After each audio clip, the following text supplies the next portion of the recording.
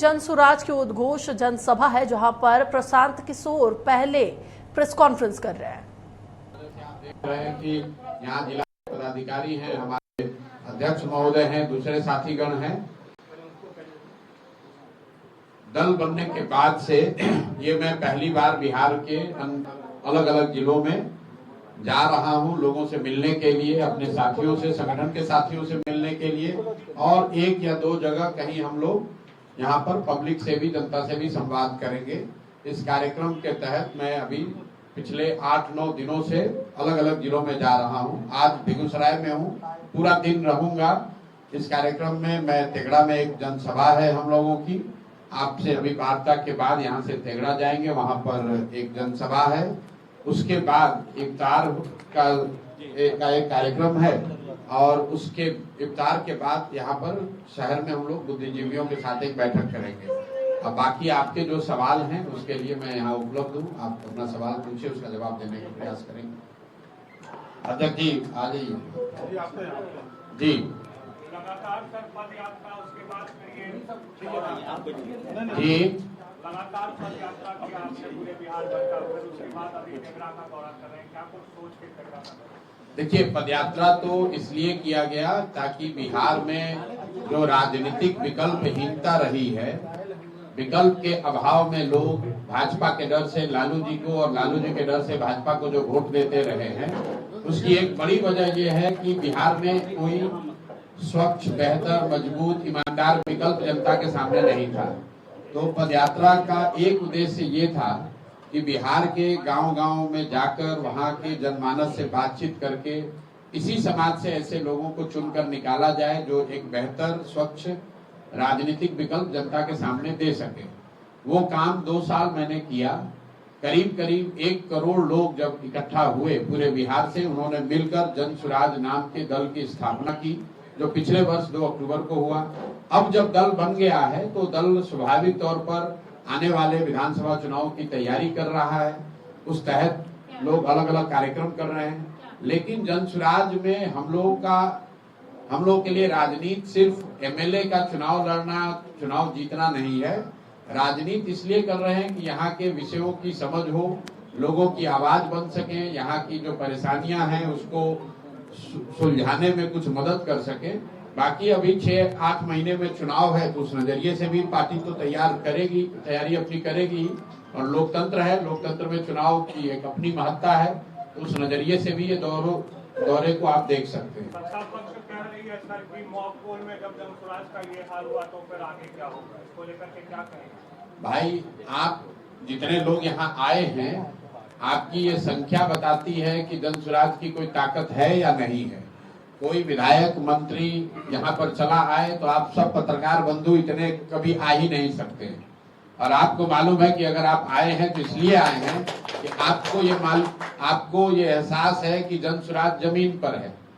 दूसरा, कोई दल कोई भी दावा कर ले, बिहार में अगर एक राजनीतिक व्यवस्था, एक राजनीतिक विकल्प और दल जो जमीन पर कार्यकर्ताओं के, लोगों के स्नेह से, सहयोग से चल रहा है, वो उसका नाम है जन सुराज। ये निश्चित बात है कि ये नया दल है, अभी 2 वर्ष लगे हैं, लेकिन 2 वर्ष पुराना दल, और दल तो अभी 6 महीने पुराना ही है।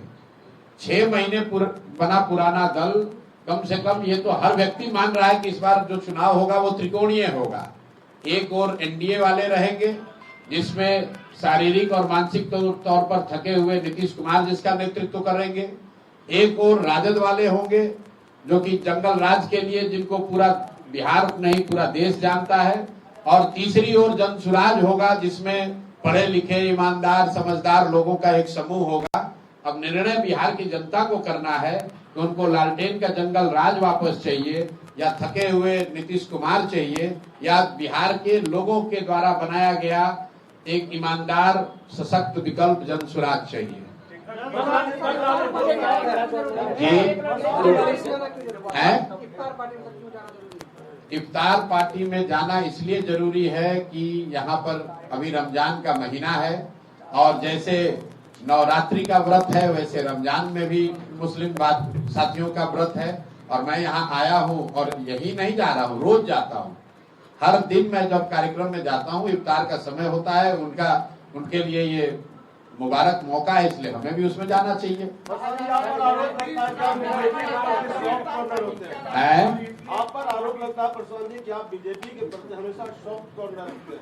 देखिए, मैंने हमेशा जो बात कही है कि बिहार की बर्बादी के लिए लालू और नीतीश जिम्मेवार हैं, क्योंकि पिछले 30-35 साल से लालू जी और नीतीश जी ही राज्य का नेतृत्व कर रहे हैं। लेकिन बिहार की बर्बादी के असली गुनाहगार कांग्रेसी और भाजपाई हैं। ऐसा इसलिए मैं कहता हूं क्योंकि लालू जी को बिहार की जनता ने सिर्फ एक बार 1995 में बहुमत से वोट देकर जिताया है। बाकी 15-16 साल जो लालू जी का जंगल राज चला, वो कांग्रेसियों के मदद से चला, उस बैसाखी से चला।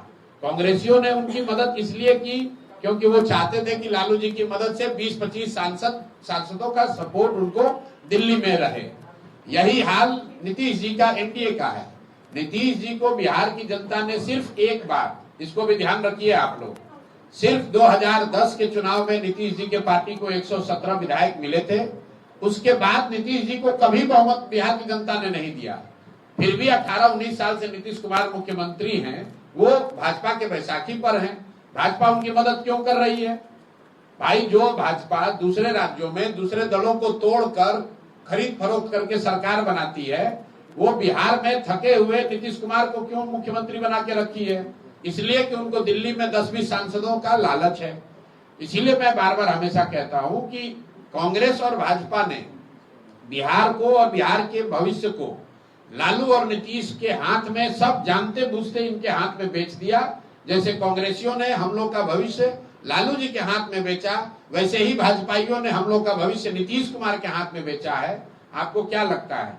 नीतीश कुमार का रोज आप लोग देख रहे हैं।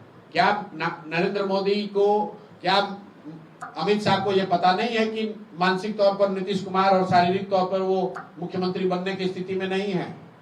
फिर इतने बड़े राज्य की 13 करोड़ लोगों की जिस पर जिम्मेवारी है, उस पर आपने नीतीश कुमार को थोपा हुआ है। क्यों थोपा हुआ है? नीतीश कुमार को जैसे शिखंडी की तरह सामने खड़ा करके पीछे से राजनीति कर रहे हैं। अगर भाजपा में दम है तो अपना मुख्यमंत्री बनाओ और लड़ो चुनाव सामने से। इनमें तो दम है नहीं। सामने से नीतीश कुमार का चेहरा लगा रखा है। वो आदमी ना शारीरिक तौर पर सक्षम है, ना मानसिक तौर पर स्वस्थ है, और उनको सामने रखकर और ये भी नहीं बता रहे हैं कि अगला मुख्यमंत्री नीतीश कुमार ही होगा। ये सिर्फ बिहार की जनता के साथ धोखा कर रहे हैं भाजपा वाले। सामने नीतीश कुमार को रखा है। अगर गलती से कहीं चुनाव जीत गए तो सबसे पहले नीतीश कुमार को हटाकर कोई भाजपा के आदमी को ये लोग बनाएंगे, जो काम इन लोगों ने महाराष्ट्र में किया है। तो भाजपा का तो यहाँ कोई ना नेता है ना नेतृत्व है, इसलिए भाजपा की बात कम होती है। ये लोग पिछलग्गू दल बनकर पीछे से, भोजपुरी में हम लोग कहते हैं निहुरल आइल चोर। तो ये वो लोग हैं जो छुप कर आकर बिहार की सत्ता को कब्जा करना चाहते हैं, क्योंकि 2015 में इन्होंने सामने से कोशिश की थी और औंधे मुंह गिरे थे। इसलिए अब फिर चाहते हैं कि किसी तरह व्यवस्था जुगाड़ लगाकर नीतीश कुमार को सामने रखकर, समीकरण बनाकर, लालू का डर दिखाकर हम लोग